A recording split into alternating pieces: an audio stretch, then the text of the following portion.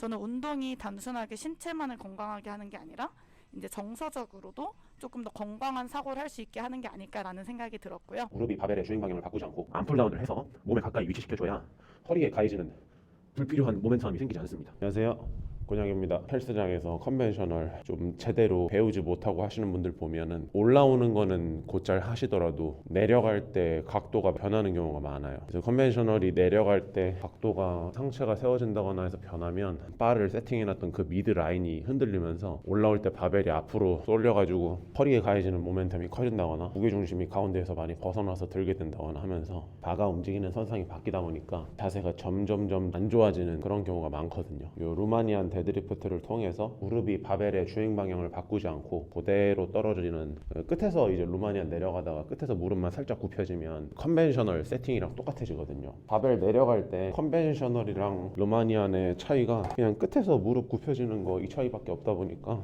멀리서 이렇게 들고 나가시는 분들 많던데 절대 그러면 안 됩니다. 항상 몸에 밀착하고 저는 렉풀 하듯이 들고 나와서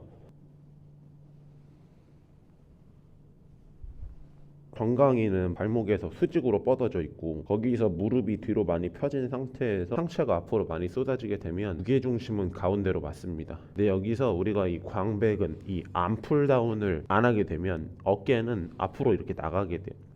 바벨이랑 내 골반 중심이 거리가 멀어지기 때문에 허리에 부담이 커집니다. 광배근을 눌러서 암풀다운을 해서 몸에 가까이 위치시켜줘야 허리에 가해지는 불필요한 모멘텀이 생기지 않습니다. 이제 이게 컨벤셔널 데드 할 때 그대로 이용이 되는 거죠.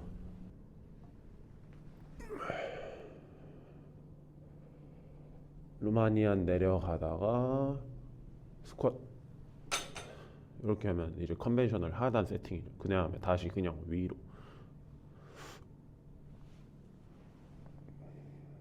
루마니안 데드 하다가 스쿼트.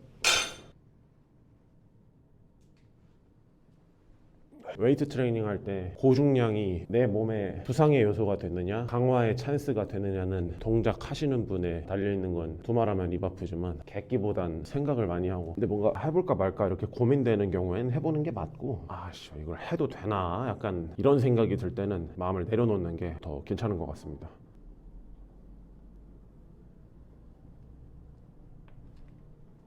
자신감 좀 가지라고 하는 게, 옆에 회원분이 체스트 플라이 머신으로 운동을 하고 있었어요. 평상시에 운동할 때 보면 되게 고민하면서 뭐 그런 느낌이 들어가지고 눈여겨보고 있다가 마침 옆에 딱이 있으니까 체스트 플라이 하시냐 해서 나도 하니까 같이 하자. 뭐 갸우뚱거리고 막 이러면서 이게 맞나?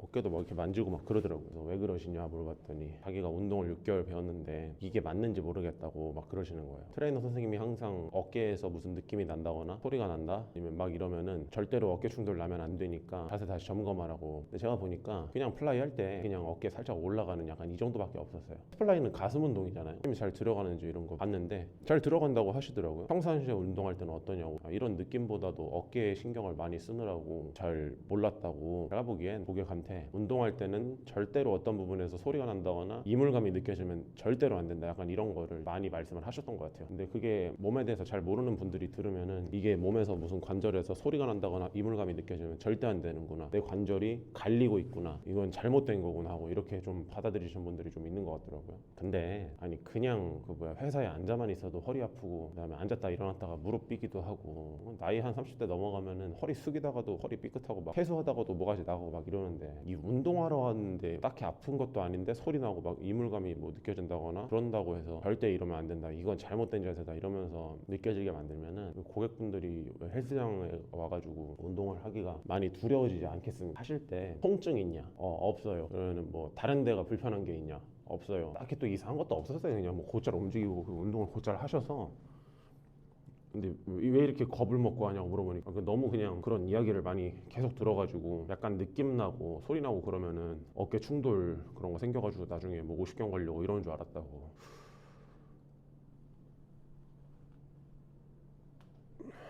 어깨에서 무슨 소리가 난다거나 이물감이 느껴지고 그러면 엄청 내 어깨를 갈아내는 행위고 내 관절을 망쳐내는 행위를 내가 하고 있구나라고 느껴진다고. 요새 불편한 분들이 엄청 많잖아요. 무릎도 아프고 막 발목도 아프고 손목이랑 뭐 어깨는 말할 것도 없고 목 안 좋고 막 이러시는 분들이 엄청 많으니까 교정적인 그런 이슈들은 저랑 만났을 때 해결해드리고 숙제 내드리고 한다 하더라도 혼자 운동할 때는 헬스장이라는 공간이 익숙하지 않으니까 헬스장이라는 공간에 와서 익숙하게 자기의 운동을 나에 맞춰서 내 수준에 맞춰서 할 수 있는 거 이것만으로도 되게 크거든요. 헬스장 등록해놓고 안 가는 게 이 그냥 공간이 불편해서인 거죠. 내가 저거를 자신 있게 다룰 수 없다고 생각하니까. 나는 잘 못하는데 주변 사람들한테 피해주는 거 아니고 자기 운동에 좀 자신감을 가지는 게 전 되게 중요하다고 생각을 합니다. 그냥 잘 모른다 그러면 저기 인포에 앉아있는 트레이너 선생님한테 가서 물어보면 무지간히 달려주실 거고, 필드에 이렇게 돌아다니시는 분들도 있으시잖아요. 그런 분들 그냥 붙잡고 저 좀 이것 좀 알려주시면 안 될까요 하고 정중히 물어보면 다 알려줍니다. 트레이너 붙잡고 물어보셔야 되고, 만약에 옆에 조력자가 있다 그러면은 이제 체크를 받는 거예요. 내가 지금 이렇게 느껴지는데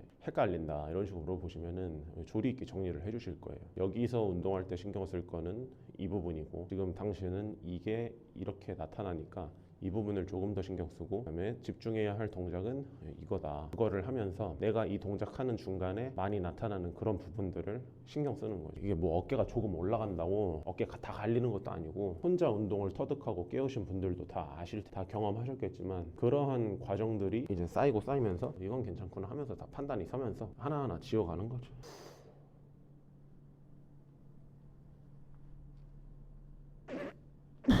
제 영상을 보시는 분들이 헬린이 분들이시잖아요. 이제 헬스장에 가면 일단 그 공간 익숙해지는 것부터 신경 쓰시면 좋습니다. 그 공간에 익숙해지는 거, 그게 제일 먼저고, 헬스장은 많이 가는 놈이 이기는 겁니다. 주변에 헬스 열심히 하는 그런 사람도 있잖아요. 저기요 어디 가서도 일일 이용하고 굳이 헬스장 찾아가가지고 하고, 만약에 없으면 방바닥에 가서 푸시업이랑 스쿼트도 막 하고 그런 운동에 미친 애들, 그냥 이 헬스장에 많이 가는 놈이 이겨요. 그냥 출석부 많이 찍는 거 루틴처럼 그곳에 가는 게 되게 좋다고 생각을 하고, 이제 가서 할 것들을 하나하나 천천히 달성해 나가다 보면은 할 게 엄청 많아져서 고민이 되지, 이 공간이 익숙해지지 않으면은 가는 것 자체가 문제가 생겨버리니까, 절대로 뭔가 운동이 익숙해진다거나 헬스장이라는 공간이 이제 더 이상 불편하지 않은 공간이 되는 일은 안 일어납니다. 무조건 많이 가보고 내 몸이 그 공간을 불편해하지 않을 때 운동들의 자신감도 좀 생기는 거 아닐까요?